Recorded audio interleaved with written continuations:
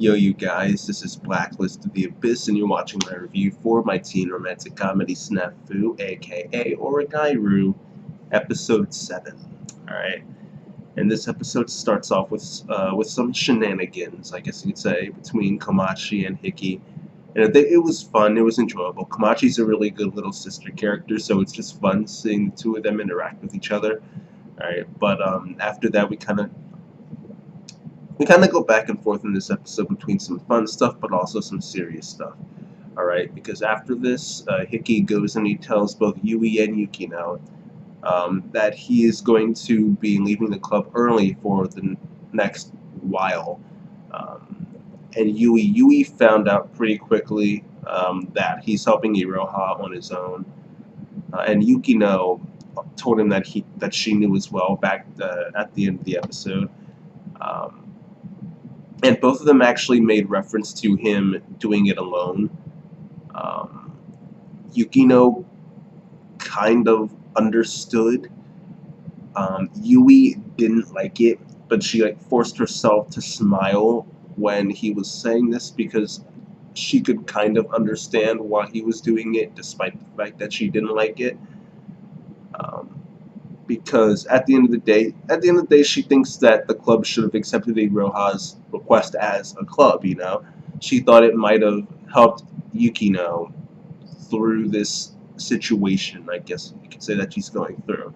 Because in her opinion, Yukino legitimately did want to be president, which goes back to what was mentioned a couple weeks ago, but how Yukino doesn't really know what she wants unless something happens or some problem comes up that makes her realize it. Okay, so she thought it was legitimately a good idea, even though there was the chance that the club could maybe kind of fall apart if it happened, but she had faith that they would all be able to stay together because their bond is strong enough. Alright. Now, Hiki's response to this is to say, okay, maybe Iroha's request would have helped her if she was similar to the way she used to be in the past, but the way she is now, he's not sure if accepting Iroha's request would actually help her. And we get into that a little bit later. But the next thing we get to chronologically in this episode is Hiki going to one of the meetings with Tamanawa and them and realizing that Iroha isn't actually there, so he has to go looking for her, and he ends up finding Hayama instead at first, okay? And Hayama knows that Iroha is having some trouble with this task, with these meetings, with Tamanawa, with everything involving this Christmas event, pretty much, alright? But he's not really doing anything about it, and Hiki questions that, alright? But Hayama's like, Iroha depends on you, Hikigai. Like, you are the one she depends on for things like this, it's not me, alright? And he even ends up questioning whether or not Hikigai's motivation for doing this, because Hiki thinks that he's doing it because he has to, because well, I'm a part of the service club, and I'm the one responsible for her being president in the first place, so I have to take responsibility for that, But Hayama's questioning that and saying, maybe you actually want to help because you want to help. Maybe you just want to look out for her. Alright? And then Hiki was like, no, I don't think that's true, but let's pretend that logic was correct.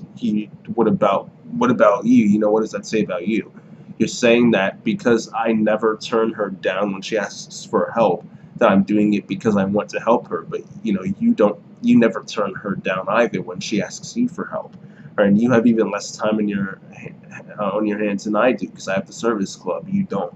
Alright. But then Hayama's response to this was kind of weird. He said that he's not as good a guy as Hiki thinks he is. Which, I mean, the reason why Hikigai has said all that is because he's trying to make the argument that Hayama is a good person too, according to his own logic, because he wants to help Iroha. So I guess Hayama's response here is saying that he doesn't help Iroha because he wants to. He helps her, I guess, for some ulterior motive, I guess you could say. That's how I'm interpreting this. Um, that at least that's the only way that I can see it right now, because it doesn't. That's the only way it would make sense to say he's not a good person for helping her, right? If he's doing it not actually to help her, but for some ulterior motive. So that's the only way I can really. That's the only way I can really see it right now. But that's all we get for Hayam in this episode, really. After this, Hiki does eventually find Iroha, and they go to the meeting, and the kids are called in for help, because they mentioned it a little bit in the last episode, bringing in help. And when Hiki tried to speak their language and stuff and say, no, we shouldn't bring in other schools, and then Tamina was like, okay, how about we bring in kids who are of a different age, maybe college students, maybe actual kids, so they did end up actually bringing in kids. The problem is that Taminawa and them, they don't even know what they're trying to do, so they don't know what to tell the kids to do either, because there's nothing. They don't know what they're doing. So how can they help if they don't know what to do to help? Because they don't know what they're helping for. Like no one knows what's going on. That's the point. Okay. Um, but the point of these kids being here is because one of the kids that is brought in is Surumi Rumi. Okay. Who, I mean, they if you forgot who she is, they mentioned it in the episode who she is. She is the one from that one arc in the middle of season 1 where Hikigaya makes Hayama and Tobe, I think, and a couple other people from that group be the bad guys and kind of scare Rumi and her friends and force their relationships to be destroyed. That way they could be built up again, and they could all become friends again. However, we see here that Rumi is back to being alone. Alright, so this is an example of Hiki's way of doing things not actually providing a permanent solution. It was only temporary. It might have worked for a little bit there, but now she's just back to being alone again. Okay, so because he didn't actually fix Rumi, he reset their relationships, but he didn't actually fix Rumi to the point where she can actually stay friends with these girls. Alright, so now she's back to being alone. Alright, but anyway, Hikigaya just says, you know what, we don't really know what we're doing, so I guess just have the kids do some, general Christmas decorations, work on the Christmas tree, stuff like that. Alright, so while the kids end up going to work on that, Hikigaya ends up talking with Taminawa and trying to get him to finally start deciding what event to do, because they haven't even decided that yet. They know they're doing a event, they just don't know what the event is. So they're they're like a week away at this point. Like they still haven't figured out what they're doing, which is really, really bad. All right, and even then, just trying to figure out what event they're doing led to a little bit of chaos. They threw out a bunch of ideas of what to do, but they didn't actually narrow them down at all. They just said, well, let's just agree to consider each. Like, what does that even mean? Like, you need to narrow them down. You need to say, okay, let's pick the top 5, vote on that. Like, you have to start cutting it down a little bit, And the annoying thing about it is that despite the fact that what they're doing is really freaking stupid, Hiki's old crush is just sitting there in the background saying, that'll work, over and over and over again. That's the ticket. Like, no, stop, shut up. Like, her voice is actually annoying now. Like, I'm actually annoyed by her voice now because, like, that's all she's been doing in these last couple episodes, just, like, agreeing with everything, saying, oh, yeah, that's good, yeah, It's really kind of annoying. Of course, there are other reasons to not like her, because she's an awful person, but I already talked about that with the last review. Alright. So yeah, that's what's going on with that first meeting, because we see 2 meetings in this episode, right? That's what happened with the first meeting. After that, Hiki ends up running into Saika, alright? And this conversation with Saika leads him to start considering the flaws of his own character. Saika calls him cool, and he's thinking like, no, I'm not actually cool, I'm just stubborn, and I try to play cool, alright? And he says that he only does that, he only tries to play it cool because he believes that that is the image that fits him best, and he doesn't want to betray that image. However, he's starting to think that maybe that image isn't as good for him as he used to think it was. Okay, because it's the way he acts, as you know, it's the way he conforms to that image that makes Yui have these forced smiles where she's obviously hurt by what's going on, but she tries to act like she's not, so that Hickey isn't worried or anything. You know, or Iroha, and being gloomy all the time because she doesn't like the position she's in that Hickey ended up getting her into. Rumi being lonely again, you know, getting that false hope that Hickey wanted to avoid so much and then just losing it, you know, losing that hope. Yukino just not even knowing what to do, just giving up entirely. She's just like, she the way she used to be, like in season 1, she knew what she wanted, she knew what she believed, and she legitimately thought that she was right, you know. Whenever she would have a conversation with Hikigaya, it would be her, like, assuming that she was right, you know, and telling Hikigaya that he's wrong and like trying to correct him and stuff. She was confident, she knew that what she was saying was right, but now she really just doesn't know anything anymore. Like she just doesn't know. She's given up trying to understand. Okay? She's been trying to criticize Hickey's way of doing things,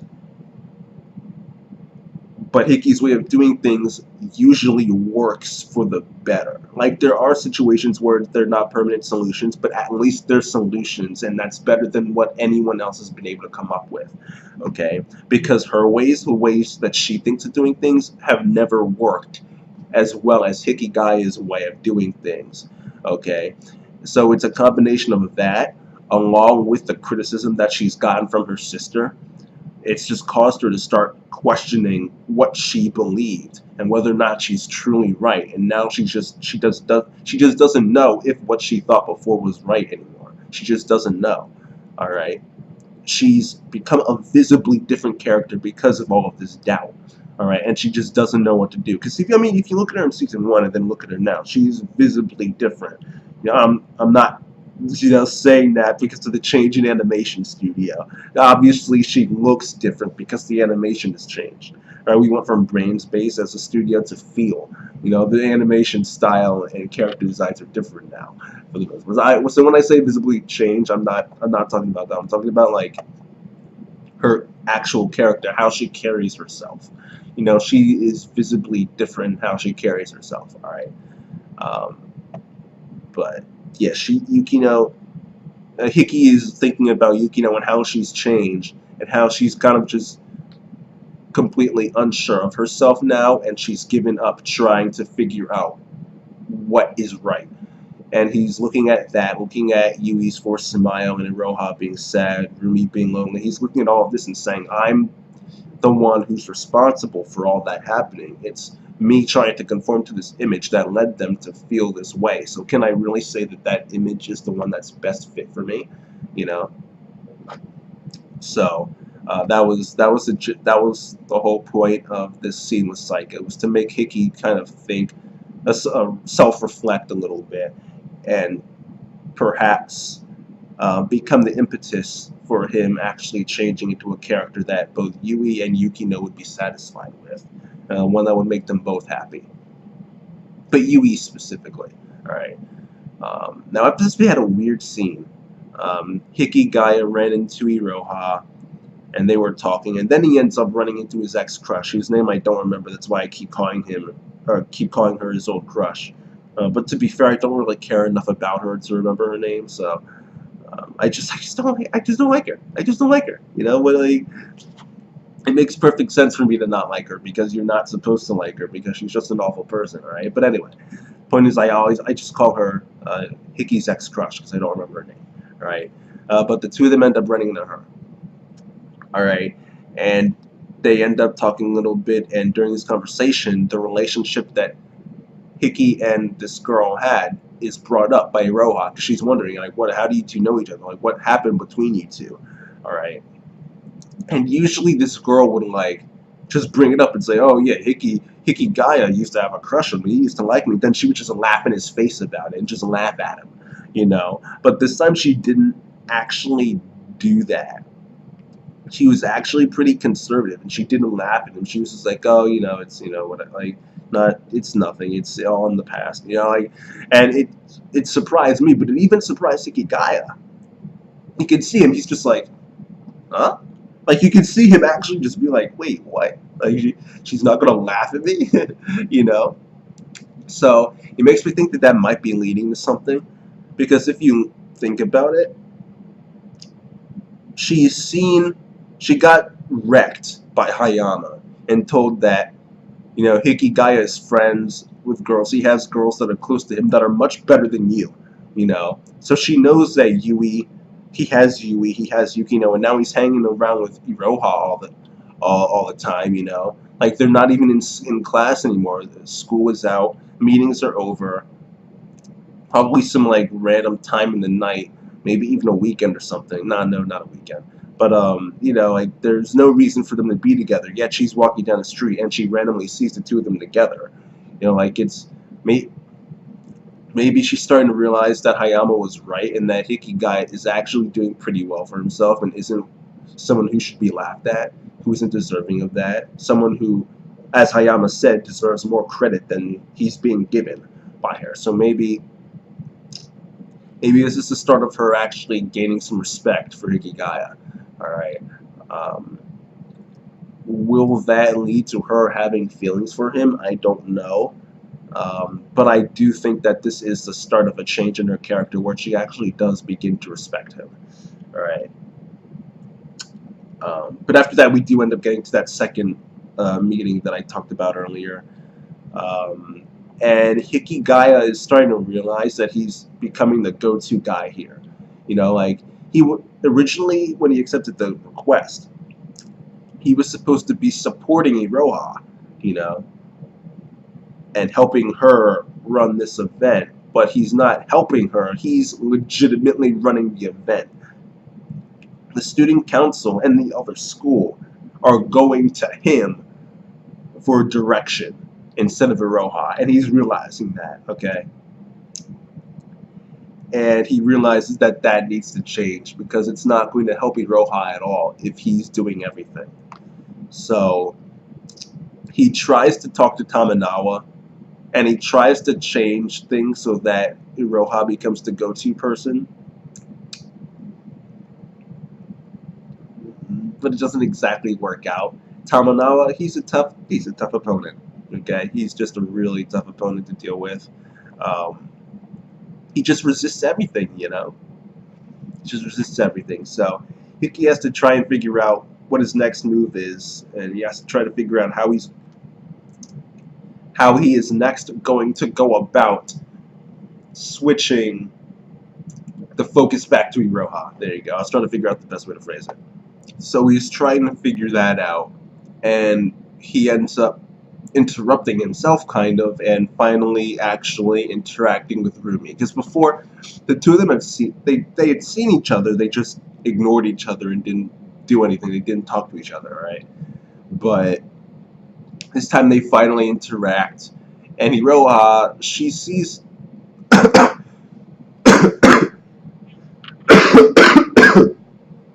excuse me.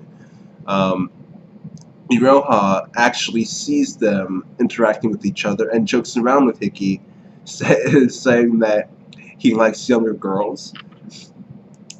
But Hiki actually tells her, I actually kind of do, like, I have a little sister after all. But he didn't include the little sister part, so Iroha is thinking like he actually likes girls who are younger. And Iroha is younger than Hikigaya, alright? And you can see, like, for a second there, I made the thumbnail. For a second there, Iroha she had this look on her face that was not one of complete rejection. Okay, because realize she's rejected this dude like 4 times in a row. Alright? When he wasn't even confessing to her. Yet, here, when he's saying something that could clearly be interpreted in a way where he has some type of romantic interest in her, her first thought is to not reject him the way she had before, but to kind of be surprised by it. And I won't say accepting of it, but clearly not rejecting it either, Like, it was an interesting facial expression. So that there's a possibility that that could lead to something too. All right, maybe she will.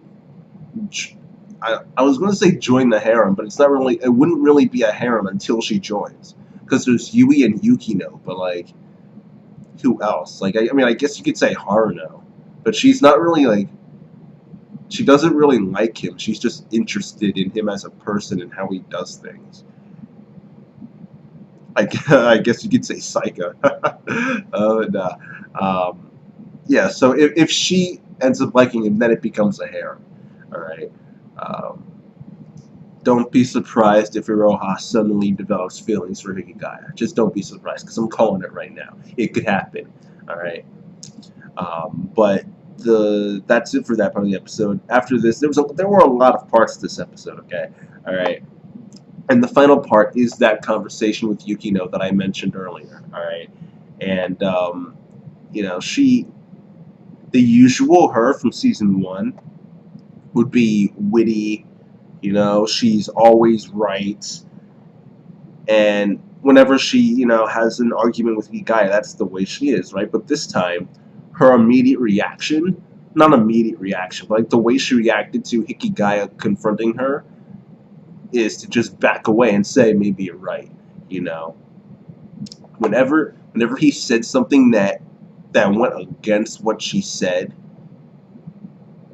she just gave in, you know, and you know, and she never would have done that. She never would have done that in season 1. Like I said it before, but the change in her character between season 1 and season 2 is so apparent. But it does make sense, and it was actually very well done. She's trying to understand herself, but she thinks that it's difficult to understand herself, and she might not be able to do it. Like she actually says here, you know, she only thought that she had everything together. She only thought that she was right about everything. But that notion in and of itself was wrong. And she actually kind of admits to just breaking down and, you know, giving up. And she ends up telling Hikigaya that he doesn't have to force himself to keep going to the club while he's helping Iroha, because that might cause him to break down the same way that she has. All right. And if he were to break down, there would be no recovering for that. Not just because he's been hurt in the past, and there would just be no recovering from it from a personal standpoint for him. But the club itself would also suffer, because Hickey is an important part of that club. You know, if Hickey breaks down, then Yui suffers as well. Yukino ends up suffering as well. You know, Saika ends up suffering as well. Hiratsuka Sensei, she ends up suffering.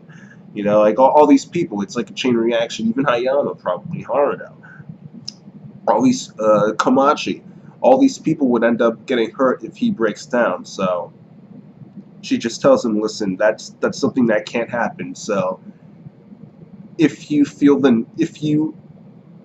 actually no, not even telling him if you feel like you can't do it. She just tells him, listen, you don't need to come to the club because we don't want you to break down from trying too hard and, you know, putting too much of yourself into both of these things. You know, so on one sense, she's admitting that things can just go way south of the club, that it's definitely possible. But she's also kind of admitting that it is possible for things to get better. She still has a little bit of hope. She still has a little bit of hope. You can kind of get that sense with this conversation. But that's the episode in a nutshell. I say in a nutshell, but it was a lot of just stuff. There was a lot that happened in this episode. There really was. The conversation with Yukino, the conversation with Yui, the interaction between Hikigaya and Iroha and Rumi, the interaction between Hikigaya, Iroha, and Hikigaya's ex-crush, Hikigaya and Hayama. I mean, there was a lot that happened in this episode, so I will give it, You know, I'll give it an 8.5 out of 10. Like at first, I wasn't sure what I was going to give it, and when I finished watching the episode for the first time, I wasn't thinking like, oh, this was almost a really great episode, you know. But looking back and thinking about all the things that happened and all the things that are kind of foreshadowed, it's a really good episode. So yeah, I'll give it an 8.5 out of 10, and that's that, you guys. Rate, comment, subscribe. Follow me on Twitter at BlacklistOTA, and I'll see you guys next time.